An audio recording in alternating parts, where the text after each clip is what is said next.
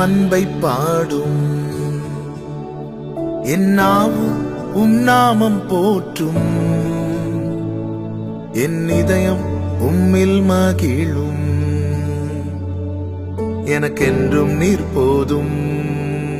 இயேசு கிறிஸ்துவின் இனிய நாமத்தினாலே உங்களுக்கு என் அன்பின் வாழ்த்துக்கள். கர்த்தர் நல்லவர். கர்த்தருடைய கிருபை உங்கள் அனைவரோடும் கூட இருப்பதாக. ஆதியாகமம் 28வது அதிகாரம் 20-21 வசனங்கள். அப்பொழுது யாக்கோபு, தேவன் என்னோட இருந்து நான் போகிற இந்த வழியிலே என்னை காப்பாற்றி உண்ண ஆகாரமும் உடுக்க வஸ்திரமும் எனக்கு தந்து என்னை என் தகப்பன் வீட்டுக்கு சமாதானத்தோடே திரும்பி வர பண்ணுவாரானால் கர்த்தர் எனக்கு தேவனாய் இருப்பார். கர்த்தருடைய பரிசுத்த நாம மகிமைப்படுவதாக. யாக்கோபு வீட்டை விட்டு புறப்பட வேண்டிய ஒரு சூழ்நிலை வந்தது. கஷ்டம் தெரியாமல் வளர்ந்த மகன், எந்த குறையும் இல்லாமல் வளர்ந்த மகன். இப்பொழுது சூழ்நிலை எல்லாம் தலைகீழாய் மாறுகிறது. உனக்கு என்ன வந்தாலும் நான் பார்த்து கொள்ளுகிறேன் என்று சொன்ன தாயார் கூட சொல்லுகிறாங்க, நீ இங்கே இருக்காத, நீ கிளம்பி விடு, நீ புறப்பட்டு போ என்று சொல்லி அவன் வீட்டை விட்டு அனுப்பப்படுகிறான்.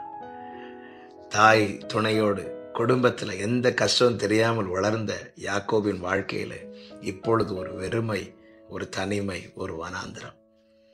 இந்த நிலையில்தான் அவன் ஒரு குறிப்பிட்ட இடத்துல வந்து அவன் களைப்பாய் இருந்ததுனால ஒரு கல்லை எடுத்து வைத்து அதன் மேல படுத்து தூங்கி கொண்டிருக்கும் போது அவன் ஒரு காட்சியை பார்க்கிறான். அதனுடைய 12-13 வசனங்களிலே, அங்கே அவன் ஒரு சொப்பனம் கண்டான். இதோ ஒரு ஏணி பூமியிலே வைக்கப்பட்டிருந்தது, அதன் நுனி வானத்தை எட்டி இருந்தது. அதிலே தேவதூதர் ஏறுகிறவர்களும் இறங்குகிறவர்களுமாயிருந்தார்கள். அதற்கு மேலாக கர்த்தர் நின்றார்.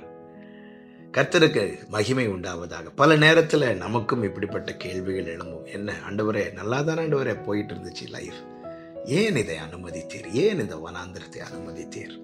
என கேட்கிற அன்பு சகோதர சகோதரி, யாக்கோபின் வாழ்க்கையில ஜெப ஜீவியம் என்று ஒன்று, அதாவது யாக்கோபினுடைய வாழ்க்கை ஜெப வாழ்க்கையாய் மாறினதுக்கு காரணமே இந்த வனாந்திரம் தான். நம்முடைய வாழ்க்கையில நாம் உண்மையிலேயே ஒரு நெருக்க வரும்போது தேவனை தேடுகிறவர்களாய் தான் இருக்கிறோம்.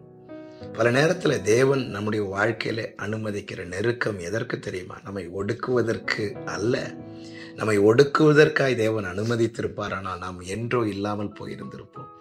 தேவன் அனுமதிக்கிற நெருக்கம் நம்மை தேவனோடு நெருங்க வைப்பதற்கு. கர்த்தர் யாக்கோபுக்கு ஒன்றை காண்பித்து கொடுக்கிறார், கற்றுக் கொடுக்கிறார், கை கொள்ள வைக்கிறார். என்ன காண்பித்து கொடுத்தார்? யாக்கோபே, நீ இருக்கிற எல்லா இடத்திலும் உன் பெற்றோருக்கு உன்னோடு வந்து இருக்க முடியாது. உன்னை மிகவும் நேசித்த உன் தாயாருக்கு வந்து இருக்க முடியாது. ஆனால் யாக்கோபே பார், நீ எங்கே இருக்கிறியோ அதற்கு மேல நான் இருக்கிறேன். கர்த்தர் காண்பித்து கொடுக்கிறார், கர்த்தர் கற்றுக் கொடுக்கிறார். என்ன கற்றுக் கொடுக்கிறார்? இந்த வனாந்திரத்திலிருந்து நீ எவ்வளவுதான் சத்தம் போட்டாலும் உங்க அம்மாவுக்கு கேட்காது, உங்க அப்பாவுக்கு கேட்காது. ஆனால் பார், இதோ ஏணி வைக்கப்பட்டிருக்கிறது பார். நீ இருக்கிற இடத்திலிருந்து நான் இருக்கும் இடம் வரைக்கும் ஒரு ஏணி வைக்கப்பட்டிருக்கிறது. தேவதூதர்கள் ஏறுகிறவர்களும் இறங்குகிறவர்களுமாயிருக்கிறார்கள். யாக்கோபே, நான் அங்கிருந்து சொல்வது உனக்கு கேட்கும், நீ இங்கே இருந்து கூப்பிடுவது எனக்கு கேட்கும். கர்த்தர் கற்றுக் கொடுக்கிறார், கர்த்தர் கை கொள்ள வைக்கிறார். என்ன கை கொள்ள வைக்கிறார்? யாக்கோபே, இனி உனக்கு என்ன தேவை என்றாலும் நீ உன் தாயினிடத்திலோ உன் தகப்பனிடத்திலோ கேட்கலாம் என்று நினைக்காதே. நீ கேட்டாலும் அவர்களுக்கு கேட்காது. காரணம், அவ்வளவு தூரமாய் நீ வந்து விட்டாய். ஆனால் எந்த நிலையிலும் எந்த சூழ்நிலையிலும் நீ என்னை நோக்கி கூப்பிடு, என்னிடத்துல கேளு என்று சொல்லி அவனை கர்த்தர் கை கொள்ள வைக்கிறார். இப்பொழுதுதான் யாக்கோபு கர்த்தரை நோக்கி கேட்கிறான், கர்த்தரை நோக்கி கூப்பிடுகிறான். அதன் பிறகு தன்னுடைய எல்லா காரியத்துக்காக யாக்கோபு தேவனிடத்தில் ஜெபித்ததையும் ஜெபித்து பெற்றுக்கொண்டதையும் நம்மால் பார்க்க முடியும். நம்முடைய வாழ்க்கையில சில நன்மைகளை துவங்கவே தேவன் சில வெறுமைகளையும் சில வனாந்திரத்தையும் தேவன் அனுமதிக்கிறார்.